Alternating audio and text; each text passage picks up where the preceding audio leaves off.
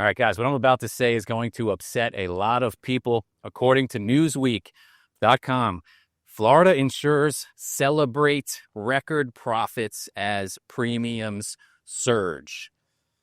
That's a tough headline right now, especially during hurricane season, but a very sensitive subject in Florida, most of the country, really, as we'll see here as well. So now, is this after years of losses? Perhaps. But the general PR around insurance companies, particularly here in the state, I don't think, again, it's going to be a case of people read the headlines. They don't dive any deeper. And it's a bad look.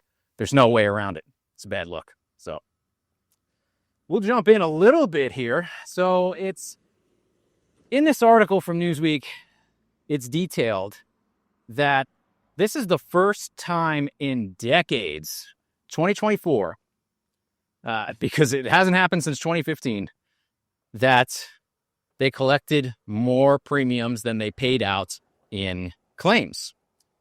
Now, this has been happening here for years. This has been a problem across the country as not just storms and weather-related events pick up here in Florida and other places, but basically inflation has driven the price of replacement through the roof. The home values have gone through the roof. So yeah, insurance is going up. Makes sense.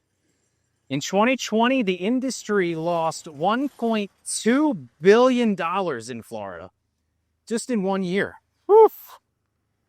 God. And as you guys know, between 21 and 24, we lost 9 insurers in the state. Insurance companies were pulling out of here left and right. It was insane. And 3 of those were part of the 10 largest companies we had in Florida. So it's been a very volatile couple of years in markets. We are trying to stabilize it a little bit here. We'll also get into that. But what I haven't talked about in a while is the inability to get insurance privately has resulted in people going on Citizens Insurance publicly.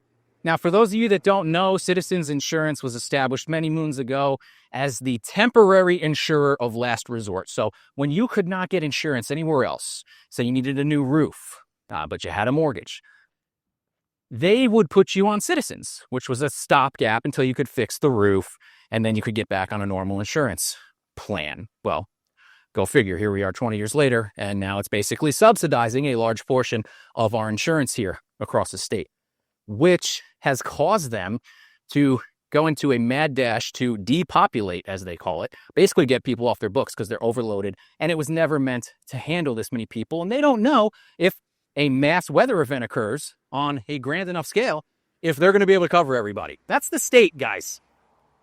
That's scary. But the other thing that people don't realize about Citizens is starting last year, you are required, they're phasing it in over the next couple of years, you are going to be required through Citizens Insurance to carry flood insurance, whether you are in a high-risk flood zone or not. Had this conversation again with somebody who called me the other day, and I told them a home was in an X flood zone, and they said, "Why? I don't understand. I thought that wasn't a flood zone." It's all a flood zone, guys. The whole state of Florida is a flood zone. It's just what designation. So X is a flood zone. Generally, if you get a mortgage and you're in an X zone, they don't make you carry flood insurance, the lender. But anything else, they usually do. But that's a big misconception, and a lot of agents do that. A lot of agents don't even know that. They'll write no flood zone in a listing description, and it's in an X zone. It's absolutely in a flood zone. Ask people from Hurricane Debbie that we went over last year, who were mainly in X flood zones that got flooded. Shocked. They had no idea that this was even possible. All right, guys, and if you haven't done so already, please consider subscribing to the channel. If you enjoy any of this content, maybe hitting that like button or dropping a comment down below. It helps the channel out immensely, and I appreciate everybody who already has. So just a little PSA there, guys, about Citizens and about flood insurance. If you're going to get a Citizens quote, it's supposed to be temporary. Keep that in mind.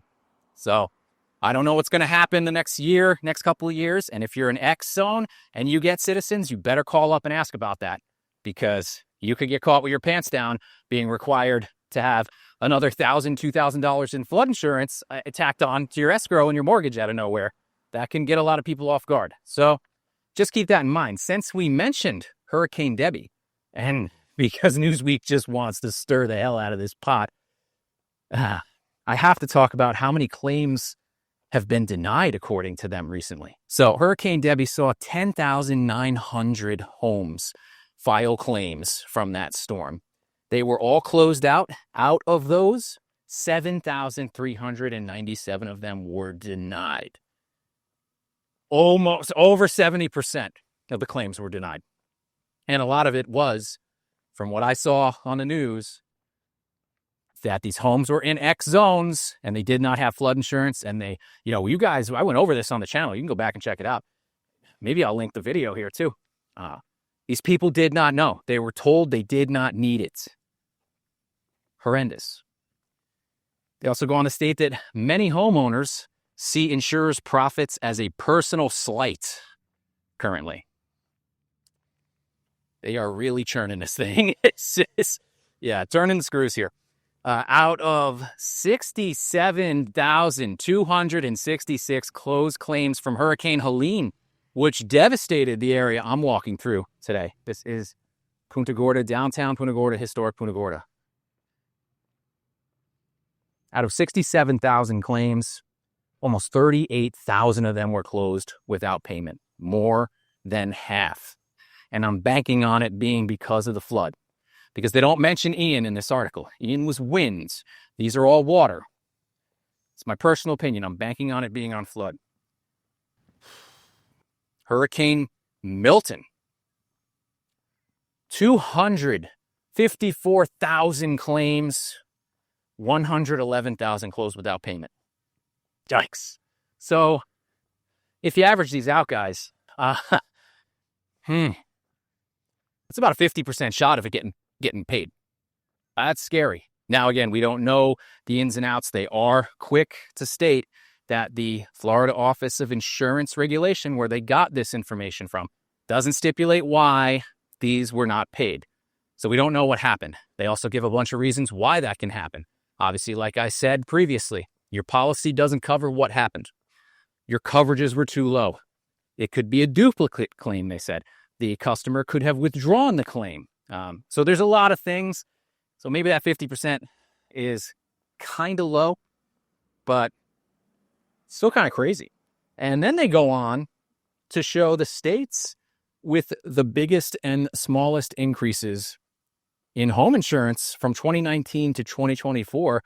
And I was very surprised where Florida landed. Let's take a look. This is the map that I was referencing in the Newsweek article. Looks like they sourced this from S&P Global Market Intelligence Rate Watch, whatever that means. But in any event, very surprising to see Florida ranking number 12, actually. So we've had a 55% increase in our home insurance rates over the previous 5 years, but we're not number one. You would think we're number one.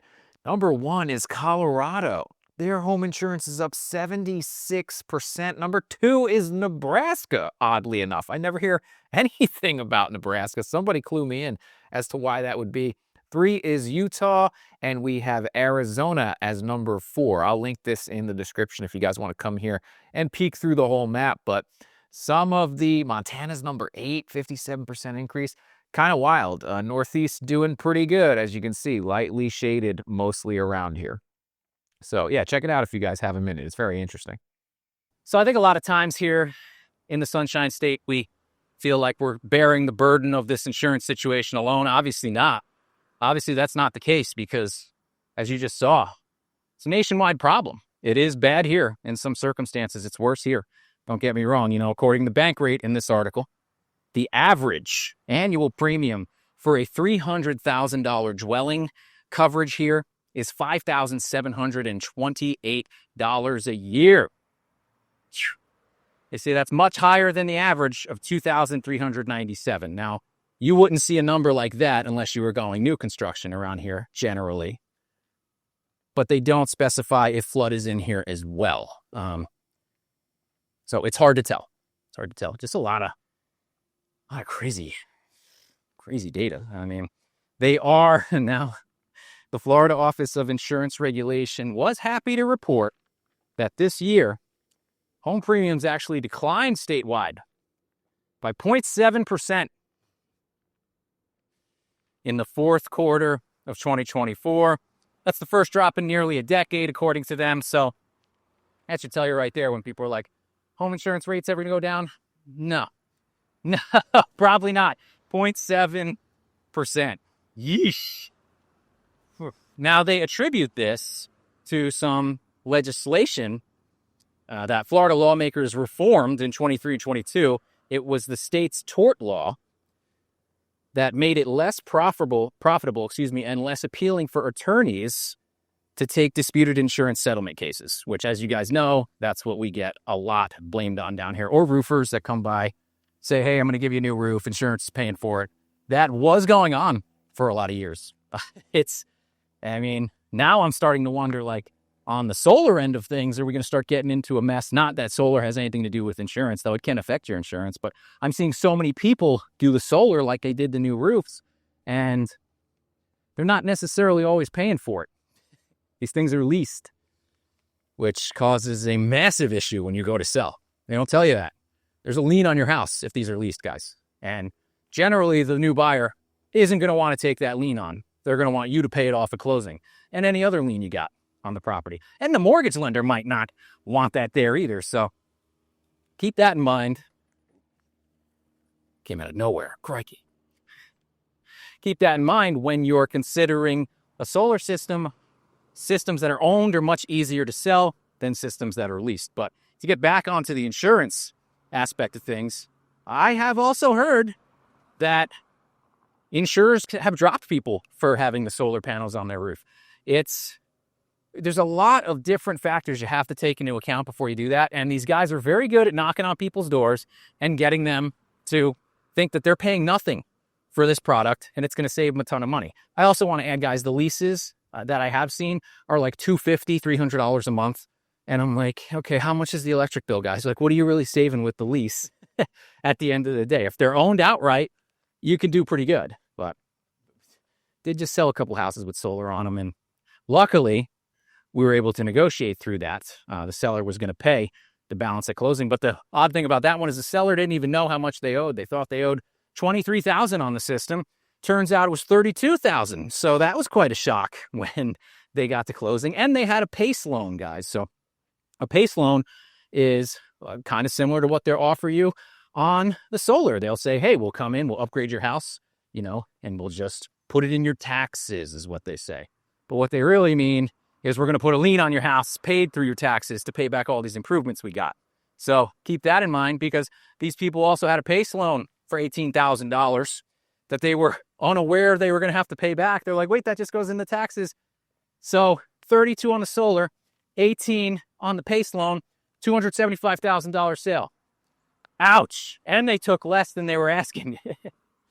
So, that's just putting it out there. Do your research when you guys are getting involved in these things. So I got a little sidetracked there, but back on topic. Not only did they pass this legislation that made it harder to dispute insurance settlement cases, they also made contesting an insurer's offer for settling a claim harder to dispute for policyholders in the first place before you even get to court. Man, Newsweek is trying to light a fire here. Oof. But they're not wrong. They're not wrong. So, unfortunately, this is the situation we are in right now. Now, they're claiming that that is responsible for the massive decrease in premiums from the fourth quarter of 2024, that 0.7% decrease. But I don't know, guys. Does that 0.7 make you feel good? Does it make you feel better about paying into these numbers and then hearing that this many are disputed, if not outright rejected? Let me know in the comments what you guys think about all this. It kind of blows me away. It's not great news, I'll say that. It's definitely not as bad as it once was, but this is a bad look. And honestly, I say, people only read the headlines. But even if you dive into the article, it just gets worse and worse. So that is what I got for today, guys. If you like this video, give me a like, share, subscribe, and I'll see you next time.